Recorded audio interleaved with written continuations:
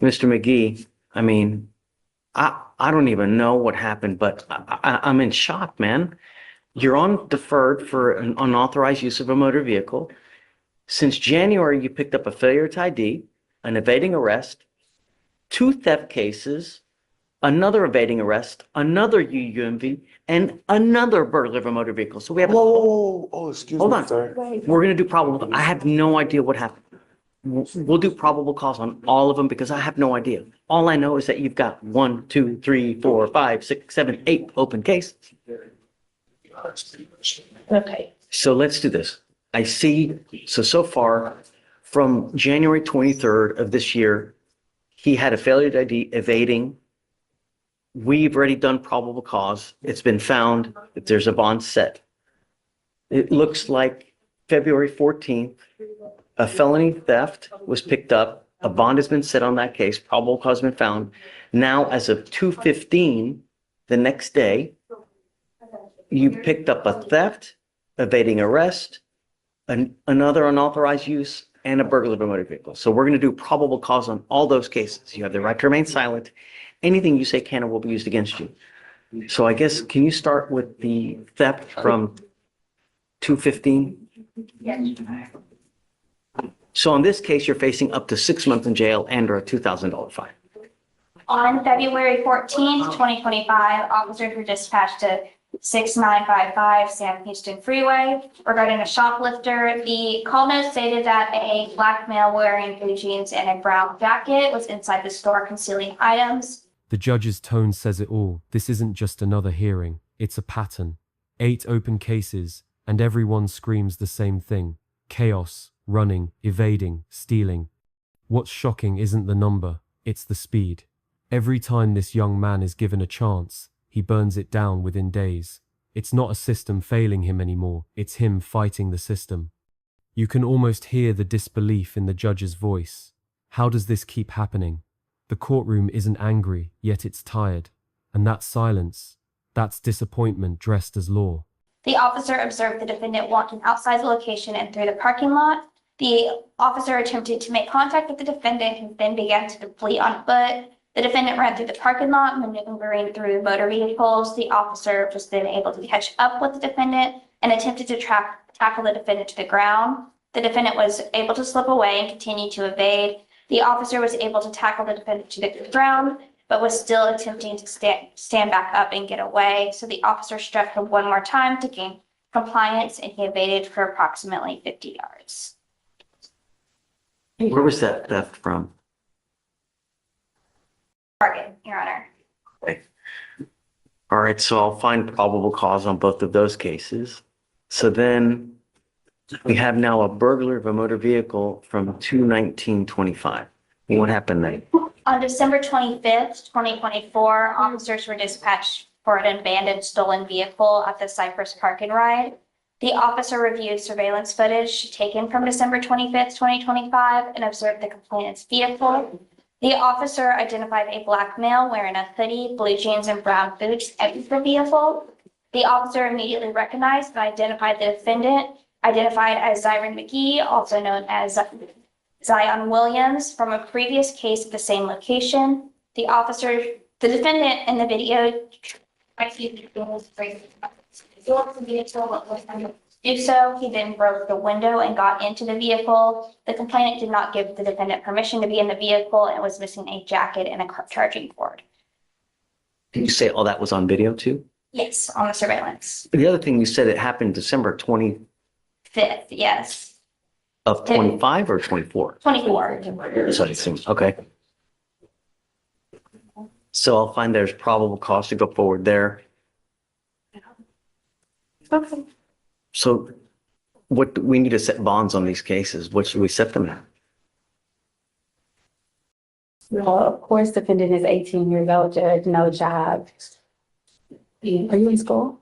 No, man, I'm about to go back to school. They, two of my schools didn't allow me because of my charges of the summertime in 2024, and they denied me school. What grade are you in? I'm supposed to be 12th grade. I'm supposed to be graduating this year. I see one thing. That's what I see. Yes, sir. But It's the only thing I see. Speak, sir. No, Sir. no. The problem is, well, you have the right to remain silent. You know, you will have the opportunity to fight these cases. Yes. But the problem is, when we let you out, you pick up a case.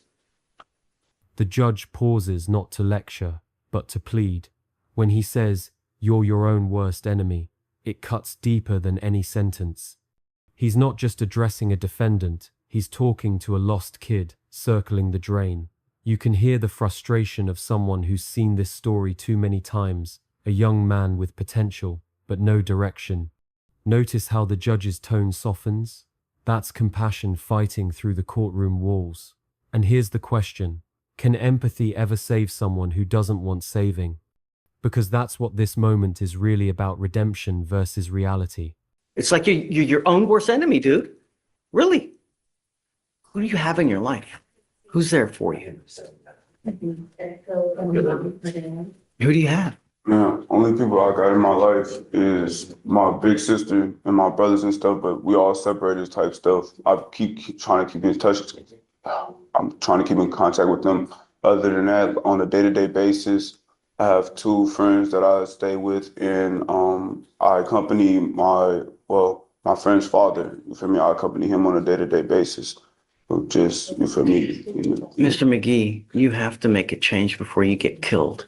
You live in Texas, man. People like their guns and they like their cars. And I cannot tell you how many people get shot at and killed because they break into the. Just listen to them. I'm listening. I can talk. Yes, sir. You're trying to think of things to say and you're not listening. You know, I'm trying to give you pointers in life because the problem is you've probably never had someone in your life to tell you, hey man, straighten up and fly right before you land your ass in prison for the next 20 years. Yes, sir. Don't thank me. Don't, you know, you think that this is a game and it's not a game, Mr. McGee. You've got 8 open cases now. And the problem is that you cannot use your circumstances to justify the criminality, meaning that I know that you may have had a hard look in life. We are now here to help you, and I will try to help you in every way that I can. But the problem is that if I let you out, I don't think that you're going to listen to me. I don't think that you're going to do what you're supposed to do. So something's got to give. Either you're going to get a lengthy prison sentence, you're going to grow up in there with probably the wrong people trying to guide you. When you're out there in the free world, if you need help, we can always help you here. All you got to do is ask. But when you're given a bad lot in life, you can still raise up and persevere. It's just how you go about doing it. You understand? Yes, sir. You've dug yourself a hole, but it's not so damn deep that you can't get out of. And then the warning hits like a bullet. People like their guns and their cars. The judge isn't exaggerating. He's telling a truth that's claimed too many young lives. He's seen the headlines: kids breaking into cars, families waking up to tragedy. This isn't courtroom drama anymore. It's a survival speech. You can feel the urgency when he says, "You're going to get shot, son." No courtroom decorum, no filter, just brutal honesty. The real question here isn't whether McGee will listen, it's whether it's already too late. Because when reality talks like this, it's not a threat, it's prophecy. Someday you will, but you have to turn around because something's got to give. You're either going to get a lengthy jail sentence or you're going to end up dead. People like their guns and they like their cars. And when you mess with the wrong person, they're going to shoot your ass dead. And I can show you article after article after article where someone ends up dead because they break into the wrong person's car. I have it here. Once every 2 weeks, someone's dead because of it.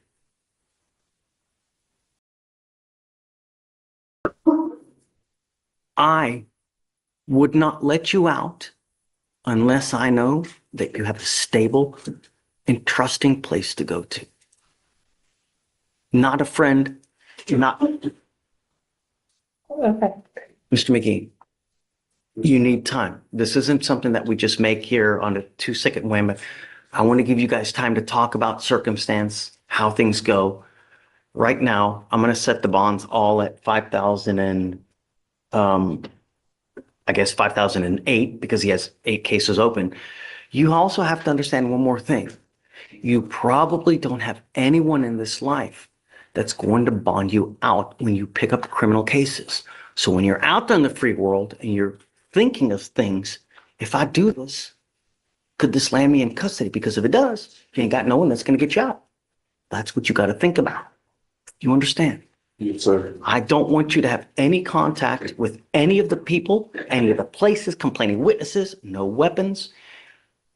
If you get out, I'm going to give you a leg monitor so I know where you are at all times. I don't know if that's going to happen now, but we need to find something. Something's got to change because what's happening now is just not working. And I'm not going to let you go. Somehow we're going to work this thing out one way or the other. So I guess let's set it a week and then see what you can to find something stable. And then just let me know. If you can, we'll talk and we'll think.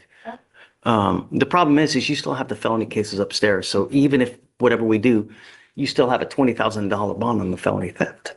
Is that is that a stolen car case? The MJ case was a stolen car. I don't know if the more recent one. No, there's another 2,500. Yes, Your Honor. It was out of the same transaction as the most recent one, it looks like. So yes, it was a stolen vehicle. Can I make it a bond condition that he doesn't go near any cars? Your Honor, the state would be requesting. Can't breathe the air. Yeah, well, obviously, but the problem is I don't know where, to have a curfew, you need a place to go to. So that's one of the issues that we have, right? I think it's on my release or something. Judge,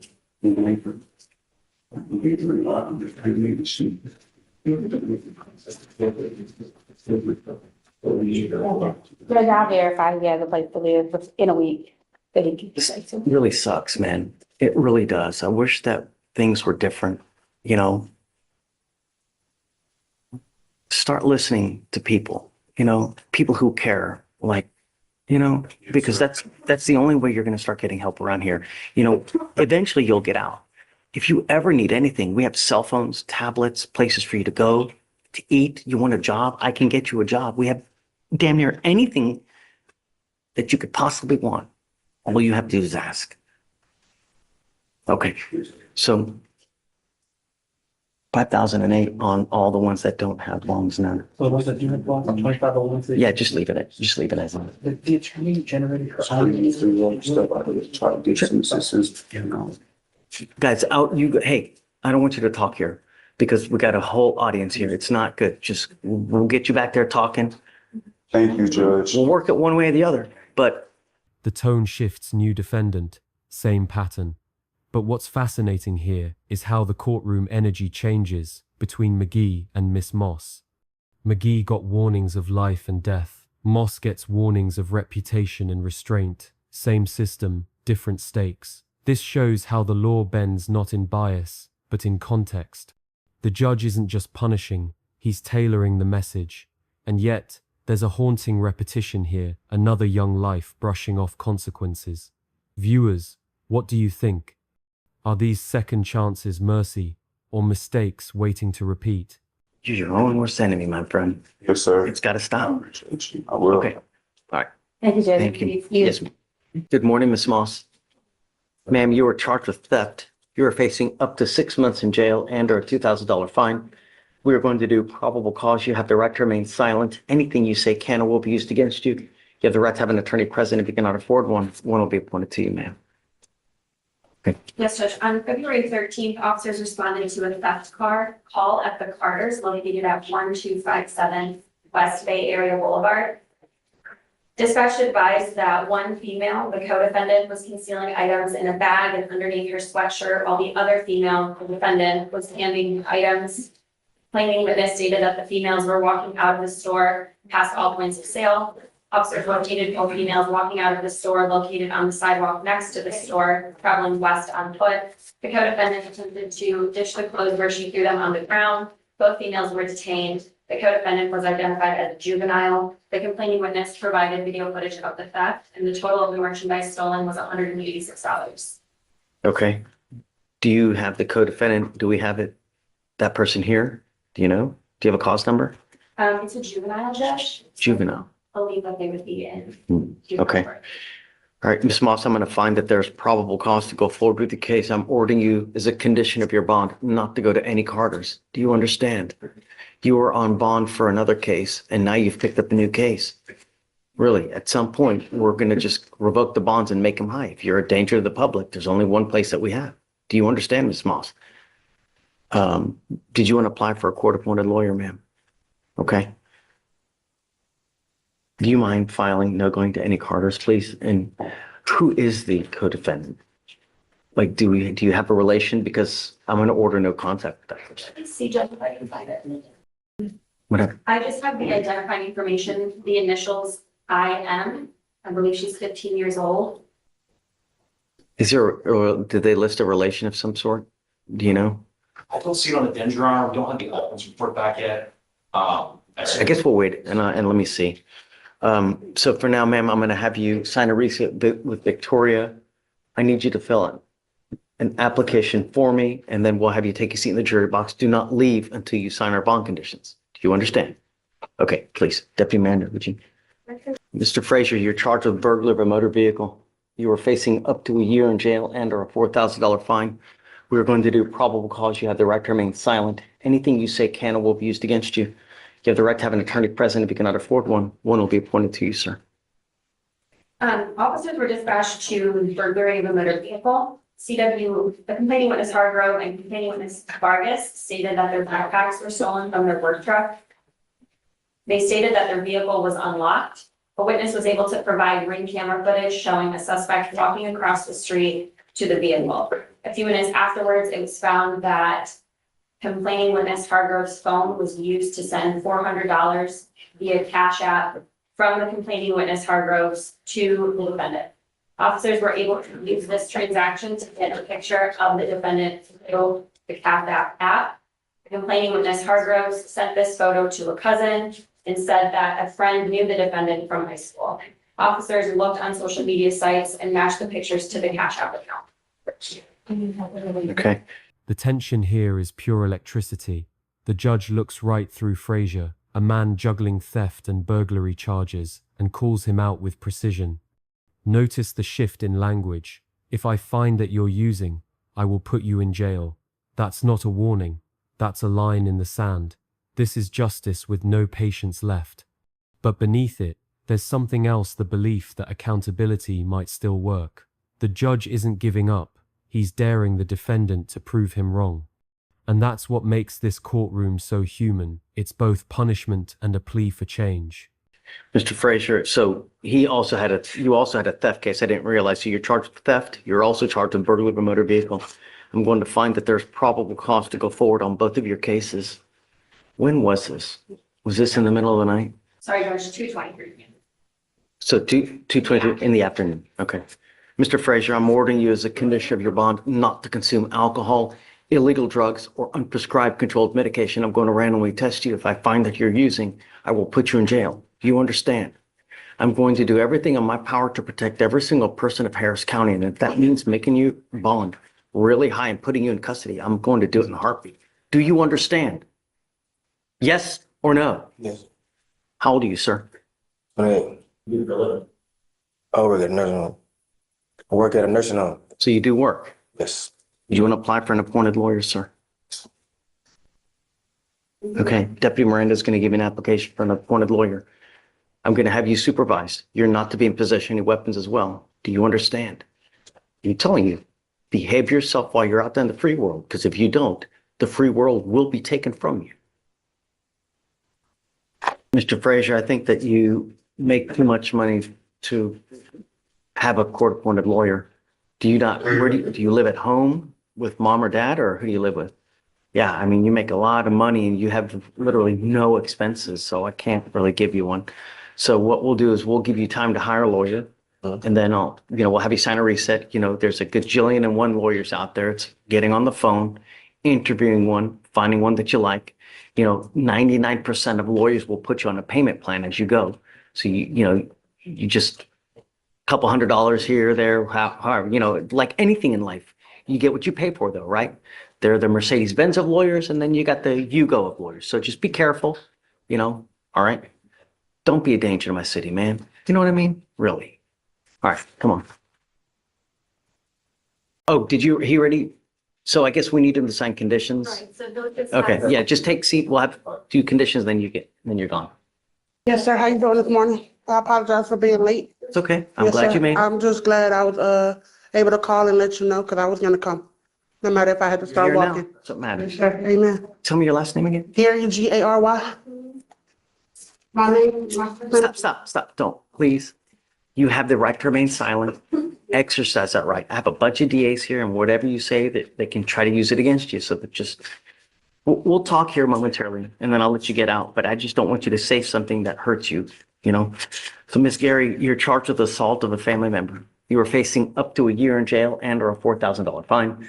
We're going to do probable cause. You have the right to remain silent. Anything you say can and will be used against you. You have the right to have an attorney present. If you cannot afford one will be appointed to you, ma'am. Okay. On February 16th, 2025, within Harris County, Texas, officers were dispatched to a disturbance. The officers made contact with the defendant, who stated that she and the complainant were in a dating relationship. The defendant stated that she and the complainant were in a verbal argument when she stated that she did not like his comments. And the defendant stated that she assaulted him by punching, biting, and scratching him. The complainant stated that there was a physical altercation and that his injuries were in fact from the defendant. The officer observed several scratches, bite marks, and bruises on the complainant's body. What is the relationship? Do you know? They were in a dating relationship since October 1st, 2024.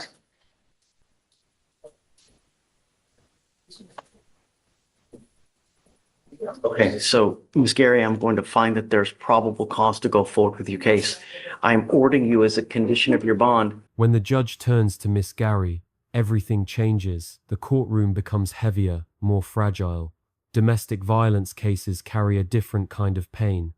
His tone is cautious, deliberate, almost protective. I'm granting a protective order, he says, and that one line carries an entire world of meaning. This is where law meets emotion head-on. Behind the legal jargon, you can sense the fear not just for what's been done, but for what could happen next. These moments remind you, in this courtroom, justice isn't always about guilt, it's about prevention. Well, what I'm going to do is I'm granting a protective order. This is a protective order that identifies Mr. Ovanian as a protected individual. You cannot commit family violence or an assault against this person. Commit an act in furtherance of an offense under section 42.072 of the Texas Penal Code, which is the stalking statute. You cannot threaten, harass, use another person to communicate a threat or harassing behavior. You cannot be in possession of a weapon or go within 200 feet of where he lives or where he works. Do you understand? This is a very serious court order that if you violate, the state can and probably will file a violation of a protective order against you. It's one of the worst cases you can pick up. So just don't. Now, would you like me to provide you with a lawyer? Okay, I will give you a lawyer today. Everything that you wanted to tell it to the lawyer, and then they can, if need be, come and talk to me and we can try to resolve any issues that may come. I'm afraid of what you would say to me. They're going to hear it. It's probably not a good thing, Do you have any other questions? I can go to jail for a year. That's the potential punishment in this type of case. It's up to a year in jail and or a $4,000 fine. That is an assault. And this type of assault. Yes, sir. So, but that doesn't mean it's going to happen.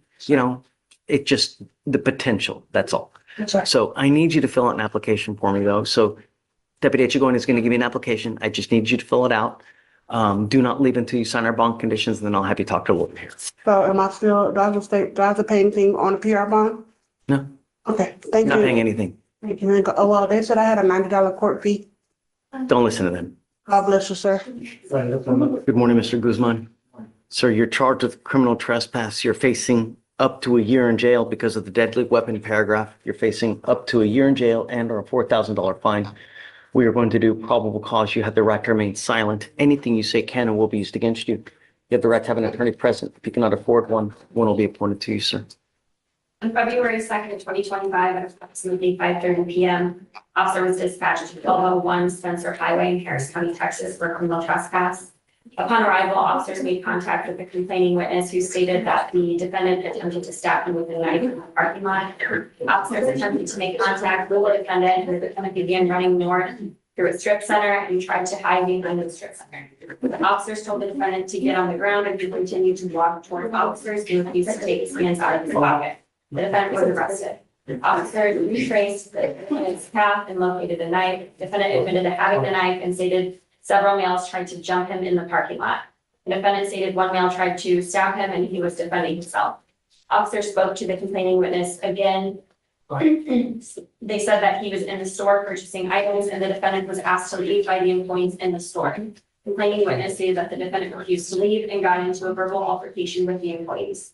The defendant left, then waited outside in the parking lot and started asking people for money. The complaining witness told the defendant that employees had asked him to leave. The defendant pulled out a knife and brandished it in his hand and started walking towards the complaining witness. The complaining witness stated that there was about 25 feet between them. The witness saw the defendant walk towards the complaining witness. So he goes back into the store after he leaves and after they told him to leave. Yes. Okay. Mr. Guzman, I'm going to find that there's probable cause to go forward with your case. Let me tell you that you're lucky that you're not charged with multiple felonies as well as it is, you know? I am ordering you not to be in possession of weapons and not to go back to this place. Do you understand? Sure. If I find that you become a danger to my community, I only have one place for you, Mr. Guzman. You know, really. I already have an affidavit from Deputy Randall. All right, so what I'm going to do is I'm going to have you go sign a receipt with Victoria. We'll have you take a seat in the jury box. I'm going to find your lawyer here momentarily. Do not leave until you sign our bond conditions. Sir. You have missed court once. This is your second PR bond that they gave you.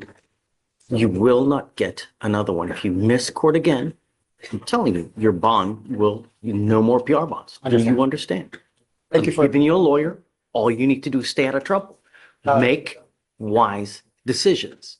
Sir, could I say, I just want to thank you for, Just, I called last week when I was supposed to come. I had a car problem. I didn't even think, thank you for giving me the second chance on the PR bond. You know, and I mean, it was, I called, but I understand. you're out. All I'm asking you to do is make good decisions. Yes, sir. Yes, sir. Yes, sir. I understand, sir. Give you a lawyer here momentarily. Just, all right. All right. Hang tight. Let me have you sign the reset and then we'll have you go back. Thank you, sir. All right. All right, then, next is case 6. So no weapons, no Harrison, going back. Come on up. Good morning, Mr. Murdoch. Sir, you're charged with driving while intoxicated. You are facing up to 6 months in jail and or a $2,000 fine. We are going to do probable cause. You have the right to remain silent. Anything you say can and will be used against you. You have the right to have an attorney present. If you cannot afford one will be appointed to you, sir. On February 16th, officers observed Blue Kia Forte at 6300 Antoine Drive. The officers observed the vehicle make a U-turn where there's a prohibited U-turn sign. A traffic stop was initiated. Officers had previously observed this vehicle pulling out of a known after-hours bar located at 6314 Antoine Drive in Harris County, Texas. The defendant was a driver. Officers observed bloodshot eyes and a strong odor of alcoholic beverage. The defendant admitted to drinking 2 Bud Lights. Standard field sobriety tests were performed, 6 out of 6 HGN, 1 out of 4 one-leg stand, and 4 out of 8 walking turn. The officer observed a 12-ounce Bud Light bottle of beer that was open and about 3/4 full upon an inmate. Drinking in the car while driving. There were also 2 unopened shooters of tequila in the console. The defendant consented to breath. TAC came back as 0.112 and 0.109. I missed the basis for the stop. Can you tell me that one more time? They saw the vehicle perform a U-turn in an area where the U-turn was prohibited. Okay. Mr. Murdoch, I'm going to find that there's probable cause to go forward with your case. I would figure that it was damn elementary that you're not to have alcohol in the car while you're driving. I am now taking away your privilege to drive. You were not allowed to drive. You will be signing an affidavit with me today promising me you're not going to drive. And I don't give a rat's behind what your excuse is if there's a burning building and you have to save 50 children. Do you understand? Every time you drive, it's punishable by up to 6 months jail and a $500 fine every time you drive. Mr. Murdoch, I'm ordering you as a condition of your bond not to consume alcohol illegal drugs, or unprescribed controlled medication, I'm going to randomly test you if I find that you're using. Likewise, I will revoke your bond, put you in jail. No more PR bonds. Do you understand? Do you have the ability to hire a lawyer, sir? I'll have you fill out an application. I'll see whether you qualify. Heed this warning, Mr. Murdoch. You will not get another one. Do not become a danger to my city. All right. Get this way. Mr. Vieira, you are charged with driving while intoxicated, second offense. We are going to do probable cause. You have the right to remain silent. Anything you say can and will be used against you. You have the right to have an attorney present. If you cannot afford one, one will be appointed to you, sir. On March 24th of 2023, officers observed a dark sedan stopped at the light traveling westbound on Washington Street. And when the light turned green, the officer began to go in the motor vehicle. A black BMW almost struck a patrol vehicle on Shepherd Drive, causing the officer to hit the brakes. The motor vehicle then proceeded to drive southbound in North Shepherd, driving down a one-way street. A traffic stop was conducted. The officers approached the vehicle and observed a mild odor of alcoholic beverage coming from the vehicle and an open liquor bottle on the floorboard behind the passenger seat. The defendant was identified as Christopher Vieira. The defendant was observed to have bloodshot eyes and slurred speech. The defendant stated that he had not been drinking and he was just driving around. As officers were conducting the walking turn, the defendant stated he had surgery on his foot/leg when he was a baby and that something was wrong with him. HGN, 6 out of 6 clues, walk and turn, 5 out of 8 clues, and a one-leg stand, 2 out of 4 clues. During an inventory search, the officers found that open Escalon tequila bottle. The DXP was read and the defendant consented. The breath results were 0.133 and 0.1. We've had a lot of issues with Mr. Vieira. And this case is now 700 days old. Take a seat for me in the jury box. Let's wait for his lawyer to get here. Good morning, Ms. Wells. Ma'am, you're charged with driving while intoxicated. It's elevated to a Class A misdemeanor because of the high blow, so you were facing up to a year in jail and or a $4,000 fine. We're going to do probable cause. You have the right to remain silent. Anything you say can and will be used against you. You have the right to have an attorney present. If you cannot afford one, one will be appointed to you, ma'am. On February 15th, officers were dispatched by the Harris County Transit Authority dispatch to a reckless driver in the 5200 block of South End Houston Tollway. Officers observed the vehicle failed to maintain a single lane and nearly strike 3 different vehicles. A traffic stop was initiated. Officer observed slurred speech and disheveled clothing. The defendant admitted to drinking. SFSTs were performed 6 out of 6 each again with verbal nystagmus. Officer was not able to conduct the walking turn in the one-leg stand due to being unable to maintain her balance. The defendant consented to breath, came back as a .296 and .297. Any prior DWIs? Ms. Wells, I'm going to find that there's probable cause to go forward with the case. Can you run your license as well, please? I'm ordering you as a condition of your bond not to consume alcohol, illegal drugs, or unprescribed controlled medication. If I find that you consume anything, I'm going to revoke your bond and put you in jail. Do you understand? Yes, sir. If you have a problem with drugs or alcohol, now is the time to address it, because if it becomes an issue, I'm going to do it for you. And I promise you're not going to like the way that I do it. Do you understand? Mm-hmm. It's about the terms. Okay, you are not allowed to drive unless you have a valid Texas driver license and liability insurance in your name. If you don't have car insurance, you may not drive. Do you understand? Mm-hmm. Okay. Tell me, do you have the ability to hire a lawyer? I'll have you fill out an application. I'll see whether you qualify for an appointed lawyer. If you do, then we'll appoint you someone. For now, I'm going to have you meet with Victoria. We'll have you sign a reset. You'll eventually get with Felicia your bond conditions, and then Deputy Miranda will give you an application there. Are you Miss Andre? Yes. Miss Andre, you're charged with assault of a family member. You're facing up to a year in jail and or a $4,000 fine. We are going to do probable cause. You have the right to remain silent. Anything you say can and will be used against you. You have the right to have an attorney present. If you cannot afford one, one will be appointed to you, ma'am. On February 16th, officers were dispatched to a disturbance in Harris County, Texas. Officer made contact with the complaining witness who stated that he and the defendant had been in a 2-year dating relationship. The complaining witness stated that he broke up with the defendant and was trying to kick her out of the apartment. And the complaining witness was trying to force her out. The defendant punched him several times in the body, bit him, and broke a wine bottle on his head. The officer observed an open wound on the complainant's head and bite marks. Okay. Ma'am, I'm going to find that there's probable cause to go forward with your case. There's a protective order that has been issued in this case. I would get to know it. If you do something to violate that protective order, the state can and will file a violation of protective order against you. Now's not the time to fight your case. I mean, if you need a lawyer, we can help you with that. Otherwise, you can go hire a lawyer and speak to them and they can help you fight the case. Do you have the ability to hire a lawyer or would you like a court-appointed lawyer, ma'am? I'll have you fill out an application. I'll take a look at it. Hold on. I'm sorry, I thought. you were saying- I'm issuing bond conditions on you now. You're not to have any contact. You're not to have any contact with this person. And I don't want you to have any weapons. If I find that you're a danger to my public, I'm going to revoke your bond and put you in jail. Do you understand?